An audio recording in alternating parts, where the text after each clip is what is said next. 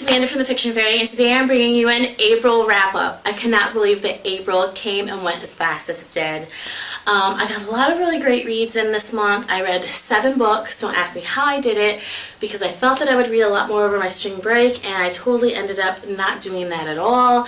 I just completely zoned out. I caught up on Hulu, I caught up on Netflix, and I just relaxed. So for me still to get 7 books out of the month, I was super amped about that, and you know, can't ask for more, so very excited.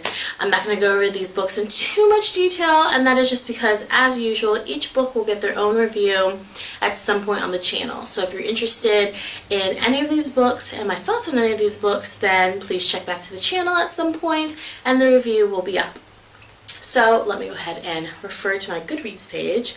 And the first book that I read was The Secrets of Lily Graves by Sarah Strohmeyer. Now, this book was, on the back, it said it was like Pretty Little Liars. That's what it's been dubbed as, and it was. Now, I did not read anything of the back before I got it, because this was an ARC copy. I just picked it up, read it, and the whole way through I was like, wow, this really is like Pretty Little Liars. So the back is definitely correct. It's basically a teenage mystery, exactly like Pretty Little Liars. They set you up with crumbs of details for you to figure out this bigger mystery towards the end of the book. Needless to say, it was an interesting read, and it was kind of like Pretty Little Liars, so it was a very interesting pickup that I did with that one. The next book that I read was Dark Days by Kate Ormond, and this book was a post-apocalyptic, and it had cyborgs in it. And I've never read anything with cyborgs, but this one was cyborgs were coming to kill the people of this city/town, and it was the people of the city/town trying to protect themselves against these killer cyborgs. So it definitely was an interesting, it definitely was a unique read. It was definitely different for me, so I can't wait to share my thoughts on that with you guys. The next book that I read was Fragile Line by Skye, and this was a psychological thriller. If you like Shutter Island, I think that you would definitely like this book. It's about a girl and just unraveling the mystery that she has. And it has a lot of different sub-characters in it who have their own mysteries along with her, but it was just an overall really, really good read. I think this is probably one of the best reads that I had this month, so I am super excited that I went ahead and I picked that up. The next book that I read was Searching for Skye, and this was by Gillian Cantor, and this book was just basically about 2 kids that grew up on an island and now they're coming back to America.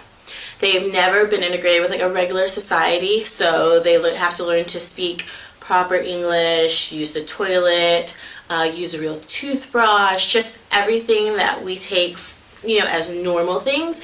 They didn't have that on the island. They basically lived like Gilligan's Island their whole life, never knowing traditional American society, and now they've come to live back in America, and kind of like the trials and tribulations that happen with that, along with a major mystery that happens in that book that I was not quite expecting, and when it happened it kind of like blew me away a little bit, but that was a really uniquely good read that I picked up this month.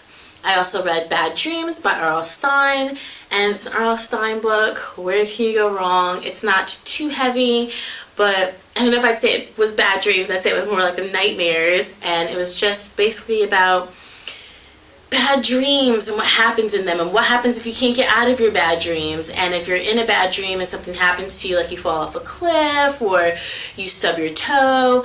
Do those things really happen in real life? Do they translate back into real life? So, or are they just dreams? Things that happen in dreams are just in dreams.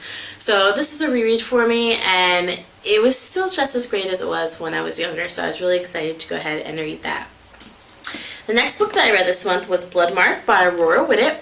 And I had gotten this book from the author a little bit ago, and this is kind of like a what you see is what you got. It is about vampires. I haven't read a vampire novel in quite some time. It may have even been since Twilight. Ooh. I think it might have been since Twilight. So this was kind of my get back into vampires, and this was unique read, and I can't wait to share my thoughts and views on this and my entrance back into vampires, and if I think that I'll be sticking with it or not.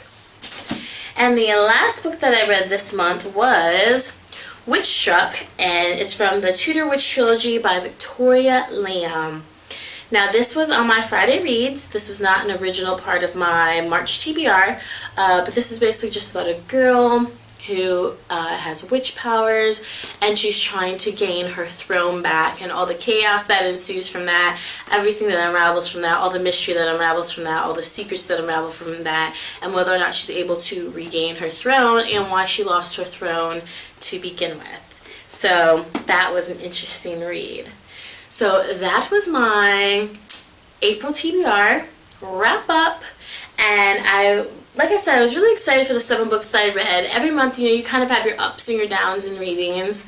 But overall, I think it was a pretty even month, decently good. So we'll see what next month holds and see what I can get read on that list. I mean, I'm hoping, I keep going up by like 1, so I'm kind of hoping that maybe next month I'll be able to read maybe 8, maybe 9. I mean, who knows? I really don't have a summer vacation since I'll still be in school.